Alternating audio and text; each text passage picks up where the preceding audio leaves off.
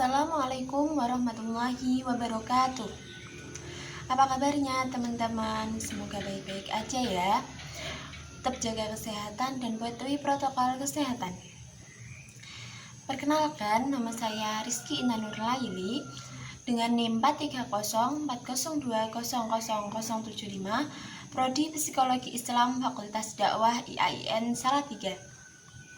Di sini saya akan menjelaskan sedikit tentang tema yang berjudul Teori Masuknya Islam ke Indonesia, yang mana telah dibahas di satu semester ini dalam mata kuliah Studi Islam Indonesia. Teori masuknya Islam ke Indonesia itu meliputi 4 teori, yaitu yang pertama teori India atau teori Gujarat, yang kedua teori Arab atau teori Mekah, yang ketiga yaitu teori Persia atau Irak, dan yang keempat yaitu teori Cina. Teori yang pertama, teori India yang dikemukakan oleh Snob Hergen Pichneppel, yang mana meyakini bahwa Islam masuk ke Indonesia pada abad ke-13 Masehi, yang dibawa oleh pedagang dari Gujarat, India, kemudian dibawa ke Indonesia dan juga memperluas agama Islam di Indonesia. Yang kedua yaitu teori Arab atau teori Mekah. Teori ini, Islam masuk ke Indonesia dari arah timur, yang mana bertepatan dengan timur tengah yaitu Arab pada abad ke-7 Masehi. Dalam masa itu orang-orang Arab menikah dengan warga lokal Indonesia dan membuat sebuah komunitas muslim, yaitu yang mana komunitas muslim itu kemudian berkembang besar menjadi kerajaan muslim, dan ini dibuktikan dengan adanya naskah kuno dari Cina yang menyebutkan bahwa sekelompok bangsa Arab telah bermukim di kawasan barat Sumatera.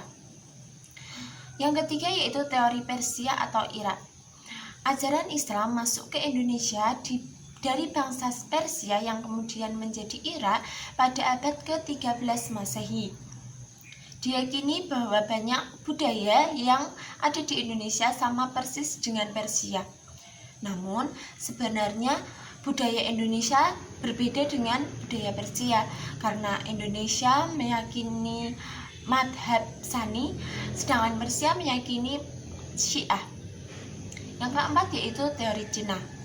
Teori Cina mengemukakan bahwa Islam masuk ke Indonesia bersamaan dengan migrasi Cina ke Asia Tenggara pada abad ke-9 Masehi, yang dibawa oleh Panglima Muslim dari Madinah. Jadi, keempat teori ini sebenarnya memang ada, cuman dalam teori-teori tersebut ada yang dianggap sangat lemah, yaitu teori Persia.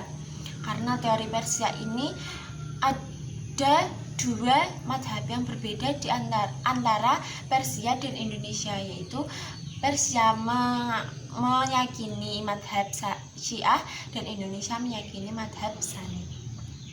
Islam mudah diterima di Indonesia karena penyebarannya yang damai, fleksibel, dan juga adaptif terhadap karakteristik masyarakat yang ada di Indonesia.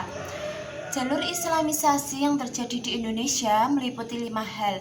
Yang pertama yaitu jalur perkawinan, yang kedua jalur perdagangan, yang ketiga jalur pendidikan, yang keempat jalur tasawuf, dan yang kelima yaitu jalur kesenian. Yang pertama yaitu jalur perkawinan, yang mana terjadi antara pedagang Islam yang ada di luar Indonesia menikah dengan warga lokal Indonesia.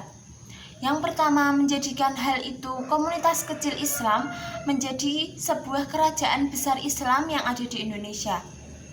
Yang kedua yaitu jalur perdagangan, yang mana terjadi karena Nusantara merupakan kawasan perdagangan internasional yang ramai dikunjungi oleh bangsa-bangsa lain, terutama Persia, Arab, dan juga Gujarat.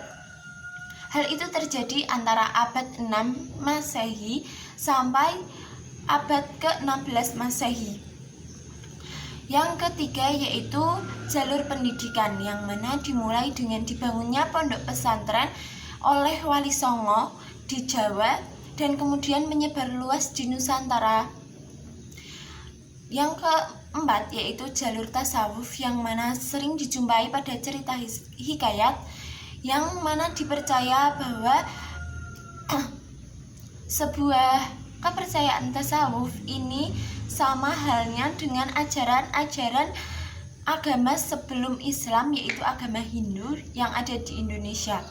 Yang kelima yaitu jalur kesenian, yang mana digunakan oleh Sunan Kalijogo dengan cara membuat ukiran wayang sebagai alat untuk dakwah. Dan juga ada Sunan Bonang yang menggunakan tembang Tombo Ati sebagai jalur dakwah di Jawa. Ada juga kita jumpai sebuah masjid-masjid kuno yang ada di Aceh, Demak, dan lain sebagainya sebagai bukti bahwa Islam masuk ke Indonesia melalui jalur kesenian. Sekian dari saya, kurang lebihnya mohon maaf. Wassalamualaikum warahmatullahi wabarakatuh.